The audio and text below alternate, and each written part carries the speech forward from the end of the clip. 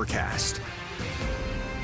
We do have additional rain chances tomorrow and Thursday and Friday. So keep those umbrellas and that First Alert weather app handy. Right now on First Alert radar, East Georgia, especially east of Atlanta, where we have widespread rain. We are starting to see that break from the rain across west and northwest Georgia. And now that break making its way into the metro area. But we are going to see additional rain chances late tonight. Right now, east of Atlanta, from Lithonia to Covington along I-20 through Clark, Oconee County to northeast Georgia, we still have widespread rain, but I am not expecting any additional severe weather. So no tornadoes, no severe thunderstorm warnings, at least not for the rest of tonight. Tomorrow, we do have a 40% chance of rain, primarily in the morning. In fact, we will see scattered rain for tomorrow morning's commute, but by the afternoon and evening, only a 20% chance of rain. Those rain chances do go up Thursday and Friday, not a washout, but they are First Alert weather days. Highest rain chances Thursday will be in the morning. Then we get a little bit of a break in the afternoon,